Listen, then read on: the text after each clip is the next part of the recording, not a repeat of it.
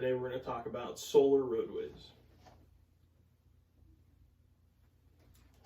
This is a brief outline of the presentation today. We're going to talk about the introduction, two main objectives, and the conclusion.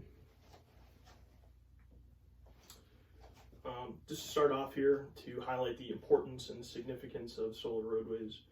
There's a growing demand for clean and renewable energy that is sustainable, and one of the energy resources that produces this requirement is solar energy. There's a lot of unused space on roadways that we could use to place solar roadways to harness solar energy. There's a lot of research out there that talks about solar energy. However, there is not a lot of research that talks about how these solar panels that are going to be placed on these roadways, how are they going to be able to support the everyday vehicles that we see on the road, like cars, trucks, and semi-trucks. And that's what we're going to talk about. To outline the two objectives, there's detailed design and the manufacturing. We're going to talk about in the design the optimization. We're also going to talk about the material selection and go into the analysis. The manufacturing, we're going to talk about the production and the installation of the solar panel. For the design, I have provided an isometric view of what we have here. There have been 4 pillars placed, one in each corner. To support the load, the direction of the traffic is going to be heading in the long ways, tangent to the long ways, going to be heading from this side over to here. So the tires are going to be close to the pillars on each side to provide structural support. Provided a section view here to see the polycarbonate, the clear material that will be used, and the solar panel.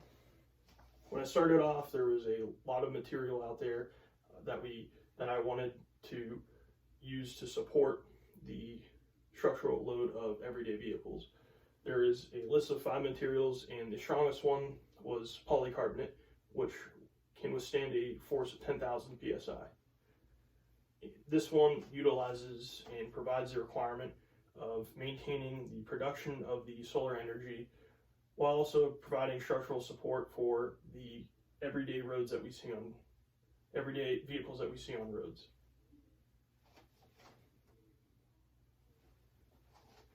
Here's the analysis of the design. On the surface is the polycarbonate material. There was a force of 10,000 psi placed on the top of the surface. There was a scale of 0 to 1, 1 being the max. I drew the scale up because the scale was so low on the sides. I drew the scale up, and we can see that this provides enough structural integrity on the sides of where the tires will be located the most to support a sufficient design. Here is the manufacturing slide. I provided a drawing here for the solar panel, as well as a process from start to finish. The solar panel will be built like usual with the polycarbonate slab on the surface.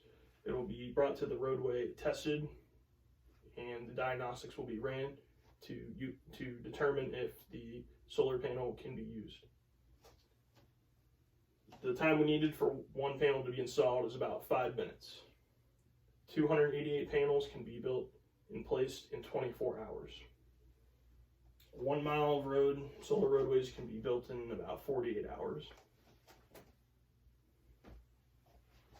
In the conclusion here, I've provided a section for broader impacts and future direction. The broader impact can influence academic communities to research other sustainable energy resources.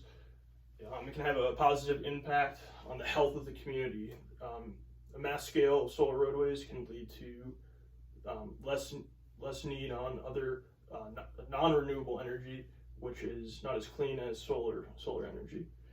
A lot less pollution. It can influence other communities that don't have solar panels to kind of look over and say, hey, is this something that we would want to do?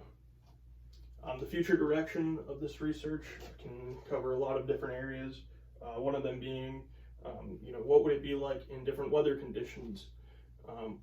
Another topic would be where else can we place solar roadways? What other space out there can we utilize and place these solar panels?